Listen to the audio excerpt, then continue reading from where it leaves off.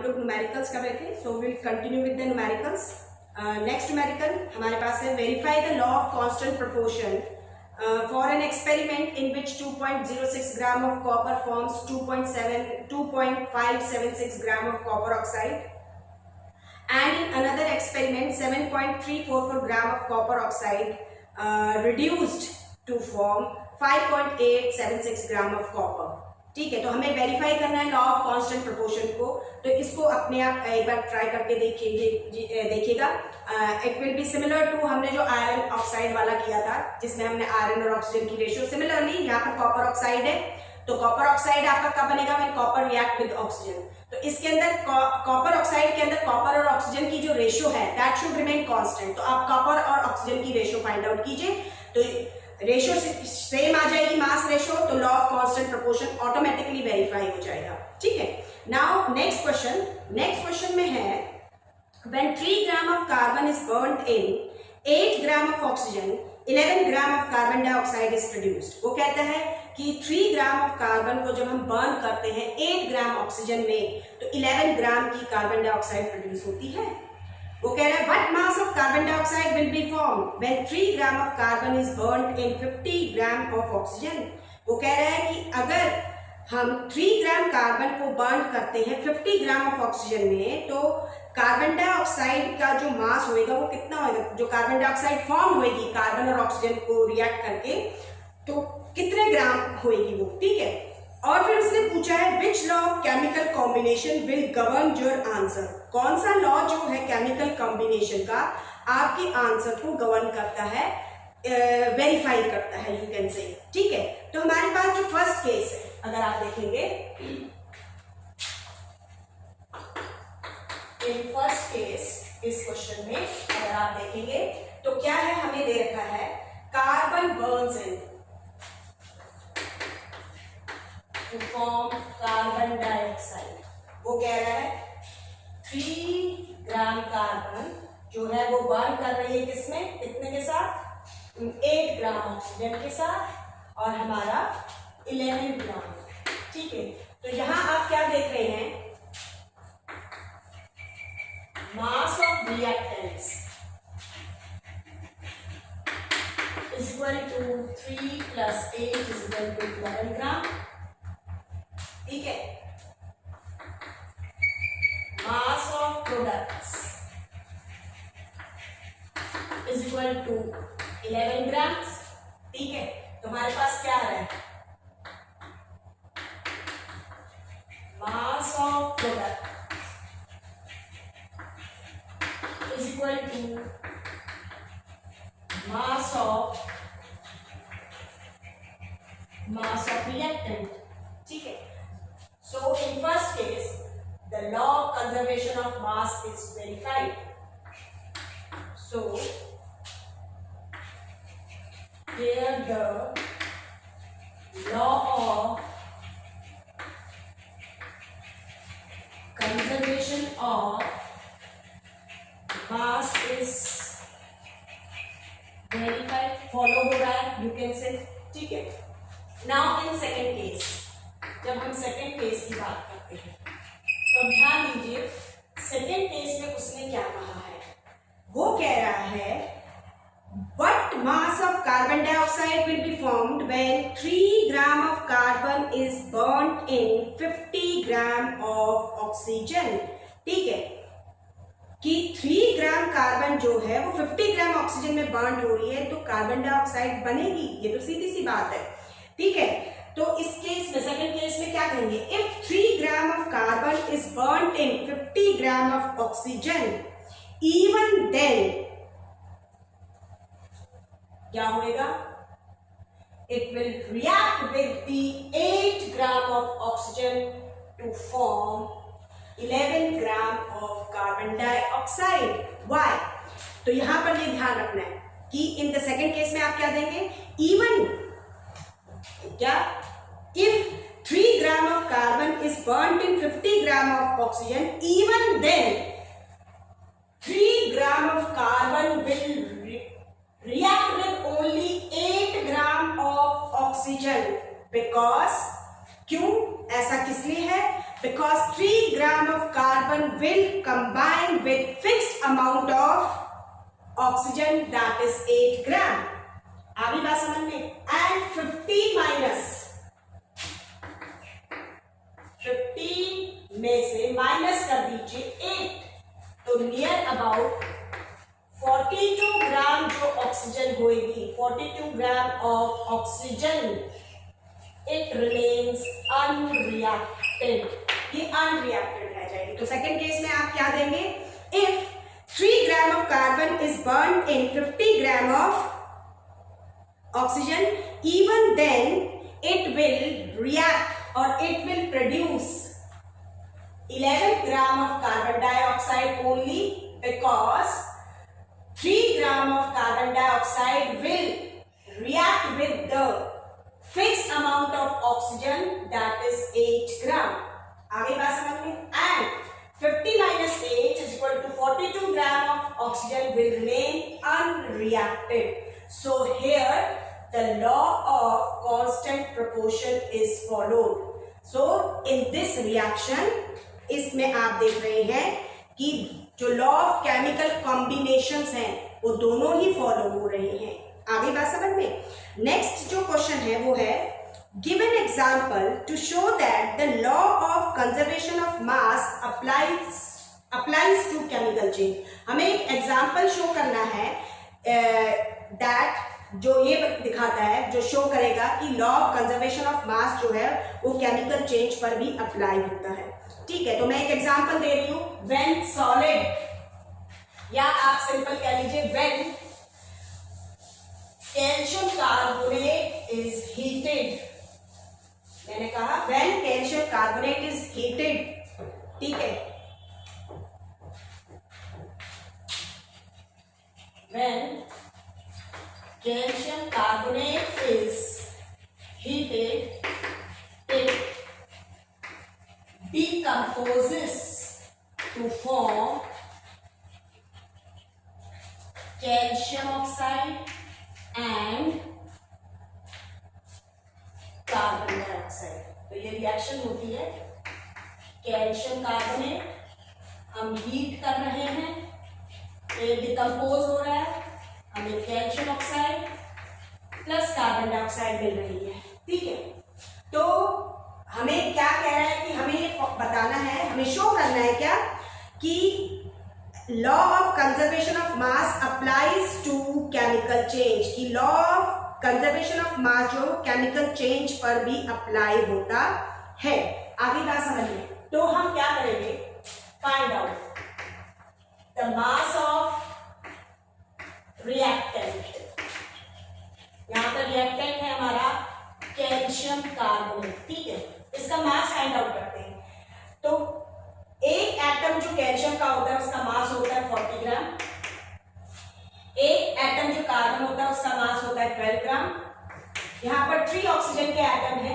एक oxygen atom का मास होता है 16. तो 3 का कितना हो गया, 3 × 16. दिस इज 52 प्लस में 16, 3 is 48. It comes to 100 gram. आगे बात समझ में. Now we will find out the mass of products. तो mass of products जो होएगा, this will be equal to mass of calcium oxide plus mass of carbon dioxide. ठीक है, mass of calcium oxide find out करेंगे तो एक atom जो calcium का है उसका मास कितना है 40, प्लस एक एटम जो ऑक्सीजन का है उसका मास कितना है 16. आगे बात समझ में. प्लस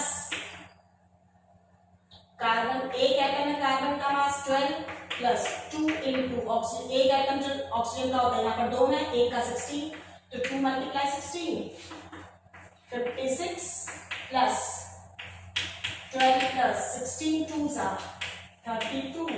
ये हो गया आपका 56 plus 2 plus 2 4 44.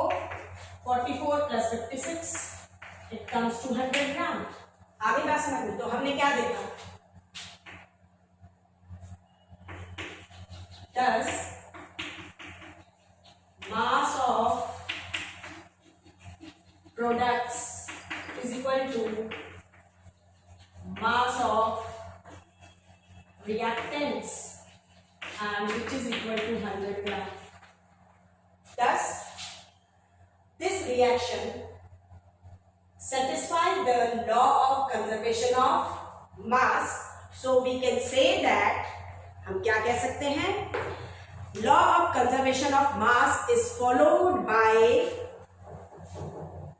chemical change of the substance.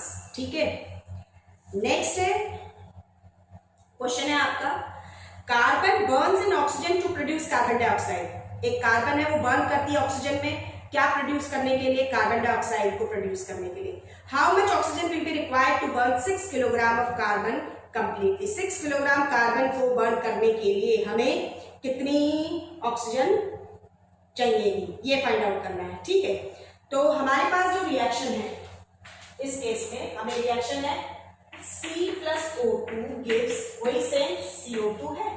ठीक है, फ्रॉम दिस इक्वेशन, अब इस इक्वेशन में जाने से पहले ये देखो, ये कार्बन ऑक्सीजन, एक कार्बन एटम का मास होता है 12 ग्राम, यहां पर हो जाएगा 2 × 60 32 ग्राम, और जब आप यहाँ कार्बन डाइऑक्साइड का निकालेंगे ये आपका होगा, कार्बन होता है अभी हमने ऊपर कैलकुलेट भी किया, 12 + 2 × 60 it comes out to be 44 gram. ठीक है, आगे बात समझ में, फ्रॉम द अबव इक्वेशन हम क्या देख रहे हैं, 12 gram of carbon burns with 32 gram of oxygen. आगे बात समझ में, और हमें फाइंड आउट करना है कि how much oxygen will be required to burn 6 kilogram of carbon completely. ठीक है, ऑक्सीजन फाइंड आउट करनी है।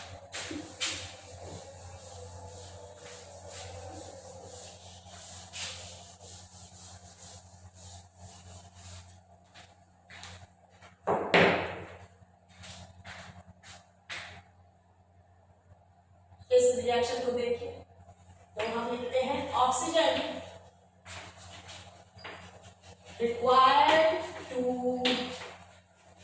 burn, oxygen required to burn 12 gram of carbon is equal to 32 gram। ठीक है, oxygen required to burn 12 gram of carbon, तो कितनी है 32। Oxygen required to burn 1 gram of carbon कितनी हो जाएगी 32/12, और हमें फाइंड आउट कितनी करनी है, oxygen required to burn 6 kg means 6000 gram of carbon, it comes to B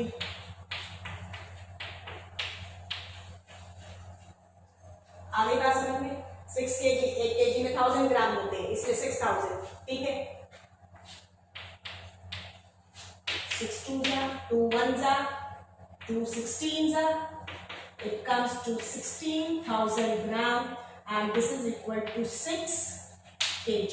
तो आप नीचे क्या देंगे क्वेश्चन के हिसाब से, therefore सॉरी 6 kg 16 kg आएगा यहाँ पर, दिस इज 16,000 तो 16 किलोग्राम डिवाइड बाय 1000, हम 16,000 को 1000 से डिवाइड करके वापस से कन्वर्ट कर देंगे। ठीक है, तो हमारा ये how much oxygen will be required, तो हम क्या कहेंगे 16 kilogram of oxygen will be required to burn 6 kg of carbon completely।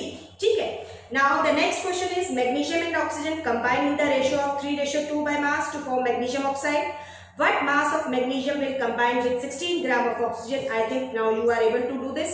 अब आप लोग ये कर सकते हैं, सिंपल है, 3:2 गिवन है आपको, तो आपका जो है 2 ग्राम जो आपकी ऑक्सीजन है वो 3 ग्राम मैग्नीशियम के साथ रिएक्ट करता है, तो 1 ग्राम कितने के साथ करेगा, और फिर 16 ग्राम निकाल दीजिएगा। ठीक है, तो it can be easily done. Now the next numerical, हमारे पास नेक्स्ट एक और न्यूमेरिकल देखते हैं। इसमें कहता है वो salt sodium chloride obtained from Bay of Bengal, ठीक है, was found to have 39.52% of sodium. वो कह रहे हैं एक सॉल्ट जो बे ऑफ बंगाल से निकाला गया, वो सॉल्ट यानी सोडियम क्लोराइड जो निकाला गया, उसमें 39.52% ऑफ क्या प्रेजेंट है, sodium. And 2.5 gram of sample of salt from Sambar Lake in Rajasthan was found to have 0.982 gram sodium. वो कह रहा है कि और एक सैंपल 2.5 ग्राम का सॉल्ट का यानी सोडियम क्लोराइड का सांभर लेक से जो निकाला गया, उसके अंदर 0.982 ग्राम सोडियम था. वो कहते हैं prove that these observation confirm the law of constant proportion, कि आपको प्रूव करना है कि ये जो ऑब्जर्वेशन गिवन है ये कंफर्म करती है लॉ ऑफ कांस्टेंट प्रोपोर्शन को. आगे बात समझ में. तो हम क्या करेंगे, इसमें आपको परसेंटेज गिवन है तो हम परसेंटेज फाइंड आउट करते हैं. ठीक है, सॉरी परसेंटेज गिवन है. आप दोनों जो इसके अंदर क्या प्रेजेंट है हमारे सैंपल्स में सोडियम और क्लोरीन की, ठीक है, अमाउंट फाइंड आउट कीजिए. It should come in the same constant ratio आनी चाहिए, सेम अमाउंट आना चाहिए. तो हम उसको कैलकुलेट करके देखते हैं. अगर सेम आता है तो it will prove the confirm the law of constant proportion. अगर ये सेम रेशो सेम नहीं आता है अमाउंट तो ये हमारा क्या होएगा, इस लॉ को वेरीफाई नहीं करेगा. ठीक है, तो इसको कैसे करेंगे, सिंपल है. हमारे पास फर्स्ट सैंपल है,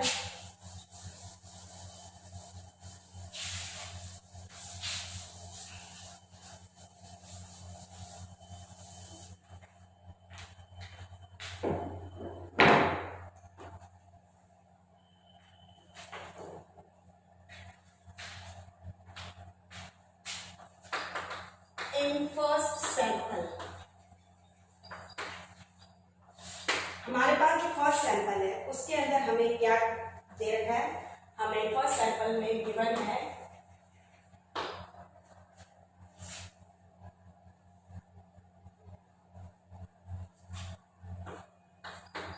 percentage of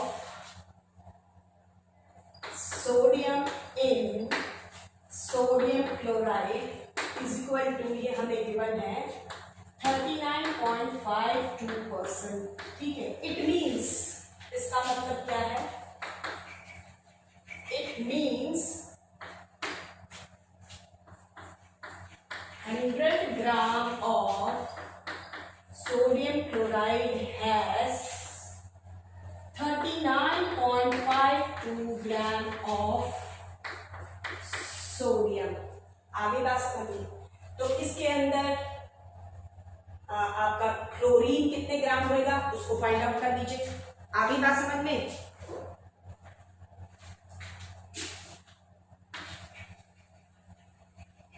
amount of chlorine कितनी हो जाएगी, ये 100 माइनस 39.52, 100 माइनस 39.52. आगे बात समझ में. इसको माइनस कीजिए, ये आपका 100 है मान लीजिए. ठीक है, इसमें से माइनस कीजिए 39.52. 10 में से 2 गए आपके, कितना आएगा 8. 9 में से 5 गए 4, 9 में से 9 गए 0, 9 में से 3 गए 6. आगे बात करूँ,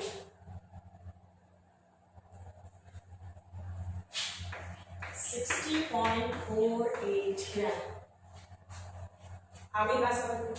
इसका मतलब 39.52 ग्राम का जो सोडियम है वो आपका रिएक्ट करता है 60.48 ग्राम ऑफ क्लोरीन के साथ टू फॉर्म, क्या फॉर्म करने के लिए, सोडियम क्लोराइड फॉर्म करने के लिए. ठीक है, thus हम क्या कह सकते हैं, कितना है, yes 39.52 gram of sodium reacts with 60.48 ग्राम. आगे बात समझ में. तो 1 ग्राम कितने के साथ रिएक्ट करेगा, फाइंड आउट कीजिए. Therefore 1 gram of sodium will react with, it comes to be 60.48 upon में 39.52। आप इसको डेसिमल से हटा दीजिए, ठीक है, तो आपके पास 60483952 आएगा। When we divide it, it will come about near 0.153 इतने ग्राम आएगा। आगे बात समझ में, ठीक है। इन सेकेंड केस इसी तरीके से आप सेकेंड सैंपल लीजिए। इन सेकेंड सैंपल जो दूसरा सैंपल है, ठीक है, उसके अंदर आपको गिवन है क्या, जो है इसके अंदर है हमारे पास amount of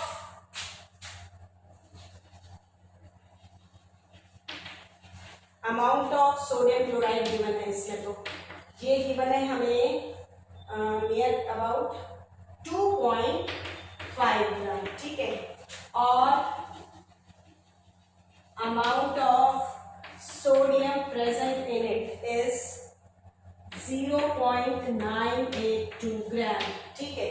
now find out the, इसी तरीके से फाइंड आउट कीजिए आप अमाउंट ऑफ क्लोरीन, यह आ जाएगा 2.5 माइनस 0.982 ग्राम। माइनस करके देखिए, 2.5 माइनस करना है 0.982, माइनस 10 में से 2 8, 9 में से 8 1, 4 में से 9 की जाएगी 14, माइनस 9 कीजिए 5.2 की जगह 1, इट कम्स टू 1.518 ग्राम, ठीक है। इसी तरीके से आप फाइंड आउट कीजिए, हम क्या कहेंगे 10, इसका मतलब क्या है 0.982 gram of sodium reacts with is equal to कितना है हमारा, react with इतने ग्राम क्लोरीन यहाँ, ठीक है, तो 5.3 ग्राम क्लोरीन आ जाएगा। इतने ग्राम क्लोरीन के साथ रिएक्ट कर रहा है, तो 1 gram of sodium reacts with, ये हो जाएगा आपका कितना 1.518 अपॉन में 0.982।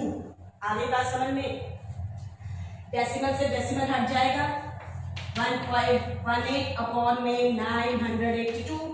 यू विल कैलकुलेट इट, जब इसको कैलकुलेट करोगे it comes about near about 1.54 ग्राम। तो दोनों जगह जो क्लोरीन है उसका आप देख रहे हैं सेम अमाउंट आ रहा है। आगे बात समझ में, 1 gram sodium same amount of chlorine के साथ रिएक्ट कर रहा है, तो हम क्या कहेंगे डजन NaCl यानी सोडियम क्लोराइड में, डजन sodium chloride, sodium and chlorine always combine in a definite ratio, ठीक है, डेफिनेट रेशियो में कंबाइन कर रहे हैं। आगे बात समझ में, by mass, this confirms these observation thus proves the law of constant proportion। तो this is all about your numericals। इस तरह के आपके numericals हैं which are based on law of chemical combination। So do practice of these questions, आप इन questions की practice कीजिए।